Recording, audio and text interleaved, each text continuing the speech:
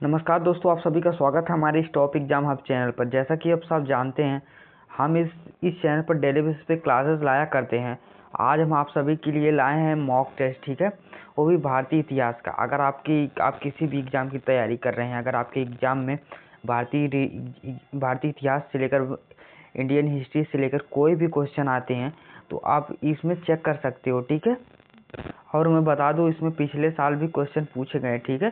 तो ये आपके लिए बहुत ही यूजफुल वीडियो होने वाली है, ठीक है। ठीक है, तो चलते आगे बढ़ते इसके पहले क्वेश्चन की तरफ। पहला क्वेश्चन आप सभी के सामने है, सिंधु घाटी सभ्यता को और किस नाम से जाना जाता है? जो सिंधु घाटी सभ्यता वो किस नाम से जाना जाता है? वैदिक सभ्यता, हड़प्पा सभ्यता, मौर्य सभ्यता या गुप्त सभ्यता? सिंधु घाटी को जो है हड़प्पा सभ्यता के नाम से जाना जाता है, ठीक है। ऑप्शन नंबर बी सही है। दूसरे क्वेश्चन की तरफ बढ़ते हैं। दूसरा क्वेश्चन है, मोहनजोदड़ो का अर्थ है, जो मोहनजोदड़ो है इस शब्द का अर्थ क्या है? मृतकों का टीला, ईंटों का शहर, नाचने का स्थान, देवताओं का घर। मोहनजोदड़ो का अर्थ क्या है? इसका राइट आंसर होगा ऑप्शन नंबर ए, मृतकों का टीला, ठीक है। तीसरे क्वेश्चन की तरफ बढ़ते हैं। तीसरा क्वेश्चन है, आर्य समाज की स्थापना किसने की थी? आर्य समाज की स्थापना जो किसने की थी? स्वामी विवेकानंद ने, स्वामी दयानंद सरस्वती ने, राजा राम मोहन राय ने, रामकृष्ण परमहंस ने। तो इसका राइट आंसर क्या होगा? आर्य समाज की स्थापना जो है option number B, Swami Dayanand Saraswati ने की थी, ठीक है। चौथे क्वेश्चन की तरफ बढ़ते हैं। चौथा क्वेश्चन है, पहली बार जय हिंद का नारा किसने दिया था? ठीक है, पहली बार जो जय हिंद का नारा था वो किसने दिया था? भगत सिंह ने, सुभाष चंद्र बोस ने, जवाहरलाल नेहरू ने, चंद्रशेखर आजाद ने। तो इसका राइट आंसर क्या होगा? सुभाष चंद्र बोस, ठीक है। ऑप्शन नंबर भी सही है। पहली बार जय हिंद का नारा सुभाष चंद्र बोस जी ने दिया था। पांचवें क्वेश्चन की तरफ बढ़ते हैं। पांचवा क्वेश्चन है, पानीपत की पहली लड़ाई कब हुई थी? मतलब पानीपत का पहला युद्ध कब हुआ था? ठीक है। ऑप्शन नंबर ए 1526 ईस्वी, 1556 ईस्वी। ऑप्शन नंबर सी है 1761। ऑप्शन नंबर डी 1760 ईस्वी में। इसका राइट आंसर क्या होगा? सबसे पहला युद्ध जो हुआ था 1526 ईस्वी में हुआ था। छठवें क्वेश्चन की तरफ बढ़ते हैं। छठवां क्वेश्चन है, कौन सा गुप्त शासक नेपोलियन ऑफ इंडिया कहलाता है? मतलब कौन सा ऐसा गुप्त शासक है, गुप्त शासक जो हो वो क्या कहता है, क्या कहलाता है? नेपोलियन ऑफ इंडिया, जो इंडिया का नेपोलियन कहा जाता है, ठीक है। तो उसका राइट आंसर क्या होगा? इसका ऑप्शन है समुद्रगुप्त, चंद्रगुप्त, कुमारगुप्त, स्कंदगुप्त। इसका राइट आंसर होगा ऑप्शन नंबर ए, समुद्रगुप्त, ठीक है। सातवें क्वेश्चन की तरफ बढ़ते हैं। सातवां क्वेश्चन है, अंग्रेज ने किसान विद्रोह को दबाने के लिए कौन सा कानून बनाया था? ठीक है, अंग्रेज ने जो किसान विद्रोह को दबाने के लिए कौन सा कानून बनाया था? ठीक है, रौलेट एक्ट, पुलिस एक्ट, डकैती कानून या भूमि कानून, ठीक है। तो इसका राइट आंसर क्या होगा? ऑप्शन नंबर सी, डकैती कानून, ठीक है। अंग्रेजों ने किसान विद्रोह दबाने के लिए डकैती कानून, ठीक है, बनाया था। आठवें क्वेश्चन की तरफ बढ़ते हैं। आठवां क्वेश्चन है, दिल्ली सल्तनत की स्थापना किसने की थी? दिल्ली सल्तनत की स्थापना किसने की थी? Option A, Qutubuddin Aibak, Iltutmish, Alauddin Khilji, Balban. तो इसका राइट आंसर क्या होगा? कुतुबुद्दीन ऐबक ने, ठीक है, कुतुबुद्दीन ऐबक ने दिल्ली की सल्तनत की स्थापना की थी। नौवें क्वेश्चन की तरफ बढ़ते हैं। नौवां क्वेश्चन है, आज़ाद हिंद फौज की स्थापना कहाँ हुई थी? आज़ाद हिंद फौज की स्थापना कहाँ हुई थी? जर्मनी में हुई थी, जापान में हुई थी, ऑप्शन नंबर सी सिंगापुर में हुई थी, ऑप्शन नंबर डी भारत में हुई थी।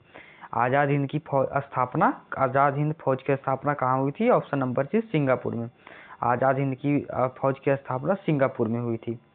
एंड 10वें क्वेश्चन की तरफ बढ़ते हैं। 10वां क्वेश्चन आप सभी के सामने है, गांधी जी ने नमक सत्याग्रह आंदोलन कब शुरू किया था? ठीक है, गांधी जी ने नमक सत्याग्रह आंदोलन कब शुरू किया था? ऑप्शन नंबर ए 1919 में, ऑप्शन नंबर बी 1921 में, ऑप्शन नंबर सी 1930 में, ऑप्शन नंबर डी 1942 में। तो इसका राइट आंसर क्या होगा? 1930, ठीक है। राइट आंसर 1930 में गांधी जी ने नमक सत्याग्रह की शुरुआत की थी, ठीक है। 11वें क्वेश्चन की तरफ बढ़ते हैं।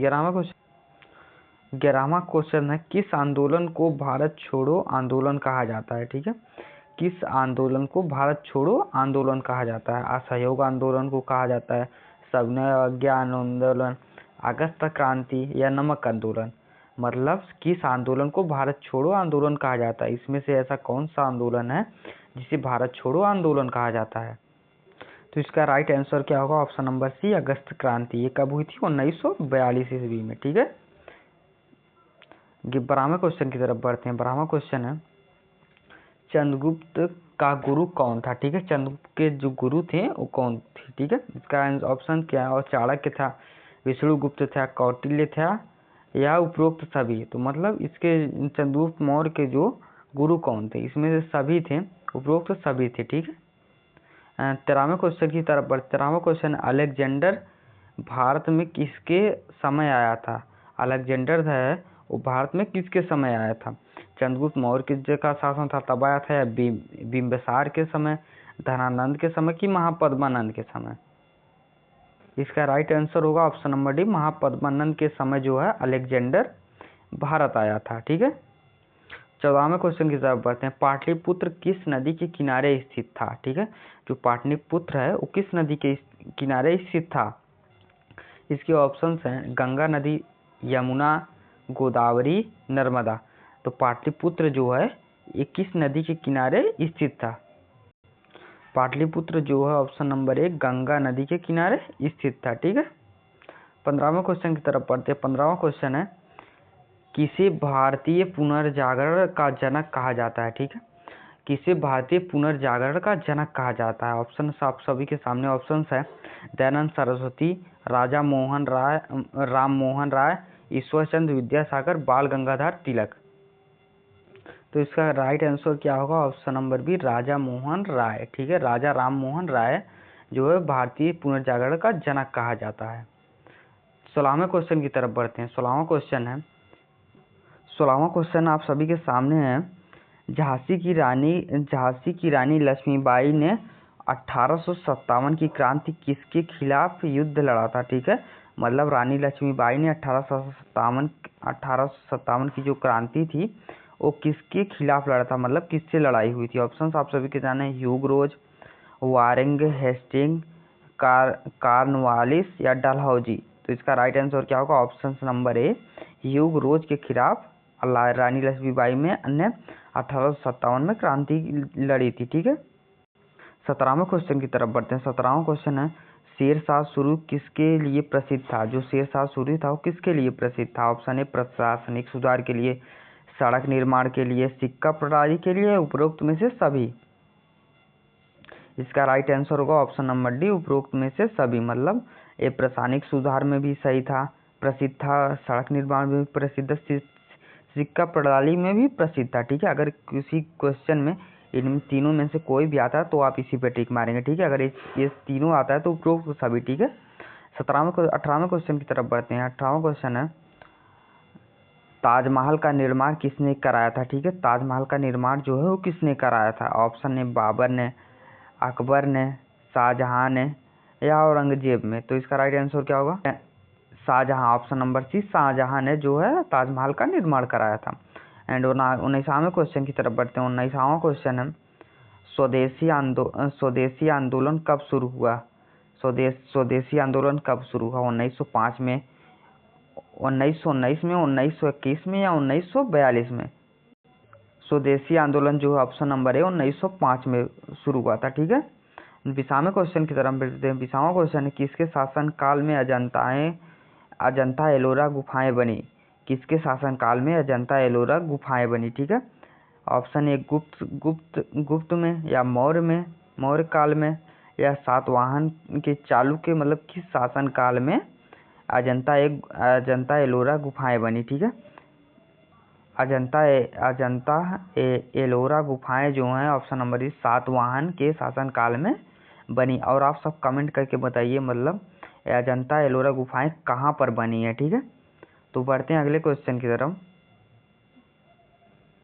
अगला क्वेश्चन यहीं तक है। मतलब आज हमने 20 क्वेश्चन कवर किए एंड 20 क्वेश्चन में से आपने कितने क्वेश्चन किए? ठीक है, तो आप सब कमेंट करके एक बार ज़रूर बताइए आपने कितने किए। ठीक है, एंड इसी प्रकार से वीडियो आपको डेली बेसिस पे मिलते रहेंगे। तो अगर वीडियो अच्छा लगा तो चैनल को एक सब्सक्राइब करें और हमारे वीडियो को लाइक ज़रूर करें, ठीक है, और अपने दोस्तों का शेयर कीजिए। चलते मिलते हैं अगले वीडियो में, ठीक है, तब तक के लिए बाय बाय।